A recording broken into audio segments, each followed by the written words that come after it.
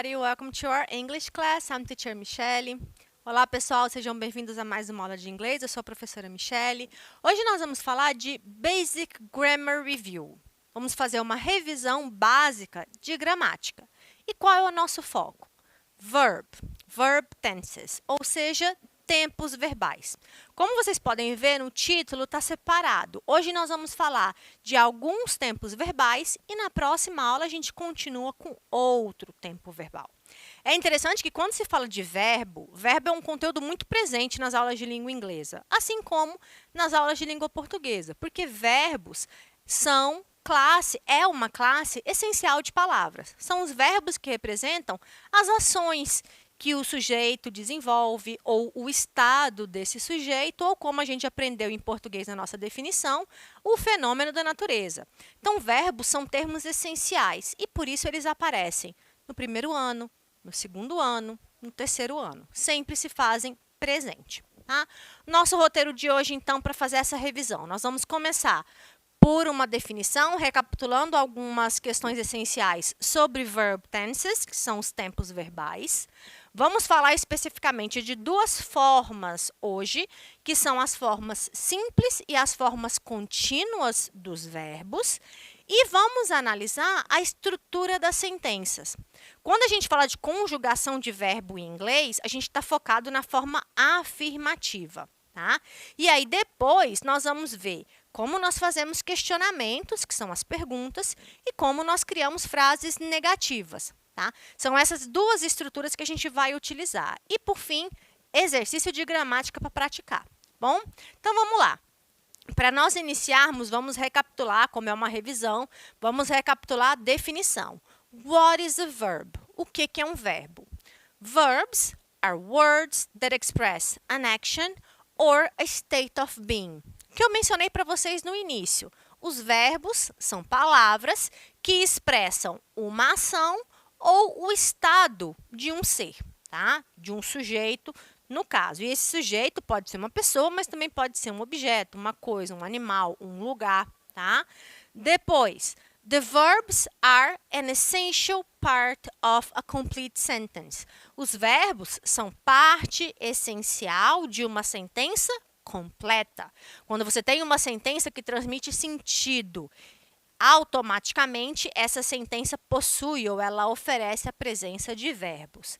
A sentença é um grupo de palavras com a subject, que é o nosso sujeito, e a verb, que compõe o predicado. Então, a gente tem tanto a noção morfológica, que é a palavra isolada, quanto a noção sintática, que é quando você utiliza aquela palavra dentro de um contexto, desempenhando uma função sintática. O sujeito tanto pode ser um substantivo quanto pode ser um pronome, enquanto que o verbo vai representar, vai dizer o que esse sujeito está fazendo, de que forma que esse sujeito se manifesta naquele contexto, se é uma ação, se é um estado, se é um fenômeno da natureza e etc. Verb tense, quando a gente fala tense, é a tensão verbal ou a forma verbal, faz referência, ela indica quando a ação, o evento ou a condição acontece, aconteceu ou ainda irá acontecer. Então, sempre que nós falarmos de tempo verbal, o nosso foco é justamente na questão de quando a ação aconteceu ou ocorreu. The verb tense também indica essa forma verbal, essa tensão verbal ou tempo verbal, também indica o status da ação. Quer dizer, essa ação já terminou, essa ação está em andamento, essa ação ainda é uma previsão de acontecer. Então, isso está relacionado com o status, a condição dessa ação. Então, como vocês perceberam, os tempos verbais eles têm esses dois componentes. Tem o componente temporal e tem o componente da condição, do status daquela ação. Tá? Falando de tempo, vocês sabem, nós temos três bases ou três referências. A ação pode ser no passado, pode ser presente ou pode ser futuro, partindo daquele princípio que a ação já aconteceu, ela acontece ou ela ainda vai acontecer. Tá?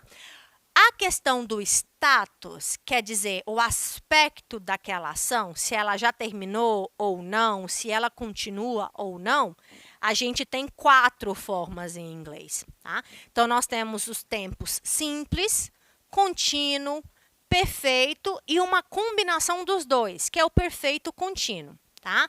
Hoje nós vamos falar desses 2 primeiros aspectos, simples e o contínuo. Por isso que em inglês nós temos 12 formas verbais ou 12 tensões verbais. Tem 4 tipos de passado, 4 tipos de presente e 4 tipos de futuro. Por isso que ao longo dos anos de vida acadêmica, de vida estudantil que você tem e que você teve contato com o inglês, você deve ter visto presente simples, presente contínuo, presente perfeito. Mesma coisa para o passado, mesma coisa para o futuro. Justamente porque nós estamos falando de tempo e de status ou aspecto da ação. Bom, hoje, então, o nosso foco é nas formas simples e nas formas contínuas. Começando pelas formas simples. O próprio nome já diz, simples. São as estruturas verbais mais básicas, tá? Então, é aquela representação da ação única, da ação individual, daquela ação que representa algo que faz parte de uma rotina ou de um cotidiano. E no caso das formas simples, nós vamos observar que na conjugação, o verbo sempre mantém uma estrutura única. Tá? Então, para a gente começar, presente simples. Para que nós usamos o presente simples? Sempre que você quer falar de routine, facts, universal truths. Então, toda vez que você quer falar de rotina, de fato ou de verdades universais ou generalizações, coisas que não mudam, independente do tempo. Então, se você diz, seres humanos precisam de oxigênio para sobreviver, você não vai usar essa frase no passado ou no futuro, porque isso é um fato, é uma verdade universal. Você não precisa dizer eles precisavam e eles vão precisar. É um fato, não muda, é uma ação que permanece a mesma, independente da referência temporal. Tá? Rotina, hábitos, coisas que você faz no dia a dia. Eu como, eu durmo, eu falo, eu estudo, são ações do nosso cotidiano. Tá? No caso do passado simples, você vai usar sempre que você quer falar de eventos que foram desenvolvidos ou que aconteceram no passado, em um tempo específico e que essa ação já terminou, ela foi concluída, foi finalizada. Isso é o passado simples. E o futuro simples, como o próprio nome já diz, é uma ação que você espera que aconteça em um tempo futuro. Você tem a expectativa, tem o plano dessa ação se realizar em um tempo específico no futuro. Tá? Em termos de conjugação, e é aquilo que eu mencionei para vocês no começo da aula. Quando a gente fala de conjugação de verbo, nós estamos focados na forma afirmativa, tá? Porque as perguntas e as negações seguem um outro padrão estrutural. Elas dependem de verbos auxiliares. No caso do presente e do passado, nós temos na forma afirmativa conjugações próprias. E aqui vale uma ressalva, tá? Completamente diferente do português. Em língua portuguesa, quando você vai conjugar um verbo, a gente faz aquela combinação entre ação e sujeito. Tá? Então, você começa o pronome e tem a conjugação, sendo que no português existem as desinências verbais. Cada pessoa, o verbo fica de um jeito. Eu falo, tu falas, ele fala e assim por diante. Tá? Em inglês, não existem desinências verbais. O que isso quer dizer? Não existe essa alteração de pessoa para pessoa. Tá? Em inglês, quando você vai conjugar um verbo, a primeira coisa que a gente faz é eliminar o infinitivo dele. Qual é o infinitivo em inglês? To.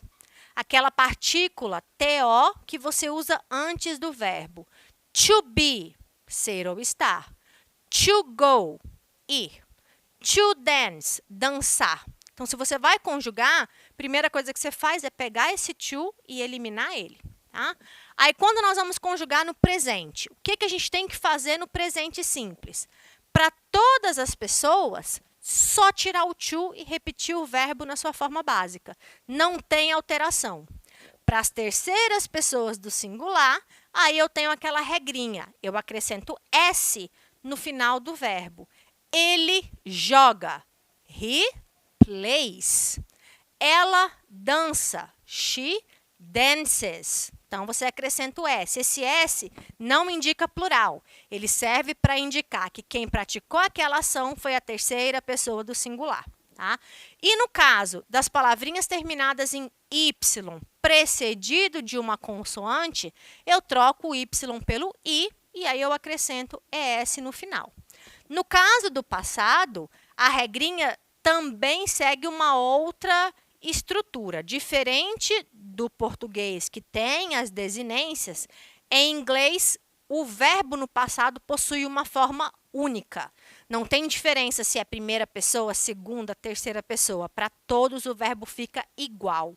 A única coisa que você tem que observar é se o verbo é regular ou se ele é irregular. Por isso que todo livro de inglês traz uma tabelinha dos verbos irregulares, porque como o próprio nome diz, irregular não tem padrão. Ele não segue uma forma própria, tá? Ele não segue uma regra, ele tem uma forma própria, melhor dizendo. Os verbos regulares são verbos que você vai seguir uma regra. Qual é a regrinha? ED no final. Então, dançar no passado fica danced, ED no final. Jogar, played, com esse ED no final, tá? O D é quase não é pronunciado. E o futuro não tem conjugação. Em inglês, os verbos só são modificados na conjugação quando é presente e passado. No futuro, o verbo sempre vai ficar na forma básica dele, na forma original, e você vai usar um verbo auxiliar para expressar que aquela ação ainda vai acontecer. No caso do futuro simples, o mais utilizado é o will, tá? Tem outras formas, mas hoje nós vamos focar no will. A estrutura da forma afirmativa é sujeito primeiro, o verbo sempre conjugado e um complemento no final. Vamos ver exemplo que fica mais fácil. I speak English. Eu falo inglês. She speaks Portuguese. Ela fala português. O que mudou de um para o outro? O S no final. Por que tem esse S? Porque quem pratica a ação é a terceira pessoa do singular. No caso do passado, we spoke English. Nós falamos inglês na aula passada. Spoke é um verbo irregular. Se você olhar na tabelinha dos verbos irregulares, qual é o passado de speak, você vai ver spoke. Outro exemplo de um verbo parecido é o verbo talked, que é o verbo conversar. Elas ou eles conversaram sobre a aula de inglês. Porque conversar é um verbo regular. Professora, como é que eu sei a diferença se o verbo é regular ou irregular? Sempre olhando na tabelinha dos verbos irregulares, através de pesquisa e o contato com a língua. No caso do futuro, will speak, falará. Will serve para indicar que aquela ação ainda vai acontecer. No caso das formas contínuas, contínuo é um tempo verbal composto. É quando eu uso dois verbos juntos. O verbo estar, que é o verbo to be, mais o verbo principal com ing no final. O ing, para nós em português, equivale ao gerúndio. Ando, endo, indo. Estudando, falando, vendendo, partindo, são exemplos. Para que nós usamos o tempo contínuo?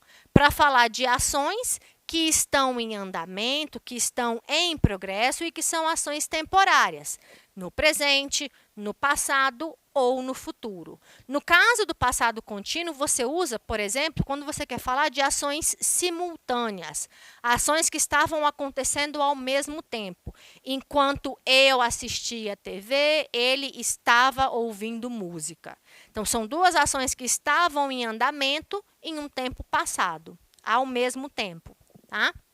A estrutura, então, vai ser o verbo to be, mais o verbo principal, mais o ing. Lembrando que o verbo to be tem que ser conjugado no tempo que você quer apresentar. Se é presente, verbo to be no presente. Se é passado, verbo to be no passado. Se é futuro, verbo to be no futuro. Tá? Aqui a tradução dele vai ser estar.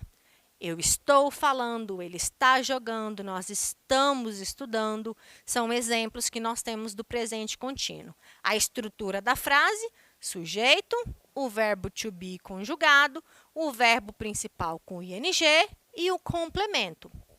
Olha o exemplo. I'm watching TV.